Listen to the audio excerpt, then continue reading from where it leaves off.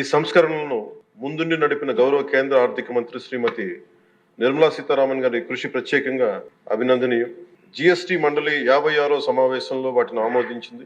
గౌరవ ముఖ్యమంత్రి శ్రీ నారా చంద్రబాబు నాయుడు గారి రాష్ట్ర ఆదాయాలకు ప్రత్యేకించి అనేక సందర్భాల్లో, ముఖ్యంగా జిఎస్టి వచ్చిన తర్వాత గౌరవ ముఖ్యమంత్రి గారు ఒక సందర్భంలో అన్న మాటలు, రాష్ట్ర ఆదాయాలకి నష్టం కలుగుతున్నప్పటికీ కూడా సామాన్యుల ప్రయోజనాల కోసం విధానాన్ని మనం బలంగా సమర్థించాలని చెప్పి ఈరోజు వారు కూడా దీన్ని బలంగా సమర్థించారు అధ్యక్షతని. ఎందుకంటే మనకి ఆర్థిక ఆటుపోట్లని చూస్తూ కూడా వచ్చే ఆదాయం తగ్గిపోతున్న జిఎస్టి సంస్కరణ వల్ల, కానీ దాన్ని ఇంకొకలాగా దాన్ని ఎలా పూడ్చుకోవాలని తెలిసి ఆయన ముందుండి దీన్ని మద్దతు తెలిపినందుకు వారికి నా కృతజ్ఞతలు తెలియజేస్తున్నాను.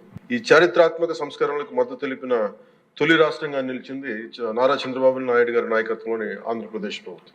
జిఎస్టి పన్నుల విధానాన్ని సులభతరం చేయడం ద్వారా సాధారణ ప్రజలకు ప్రత్యక్ష లాభాన్ని చేకూర్చి వ్యాపారులపై పన్నుల భారాన్ని తగ్గించి పన్ను వ్యవస్థలో పారదర్శకతను పెంచుతోంది. ఈ చారిత్రాత్మక సంస్కరణల పన్నుల విధానాన్ని సులభతరం చేసి వ్యాపార పరిశ్రమల అభివృద్ధికి సహకరిస్తుంది.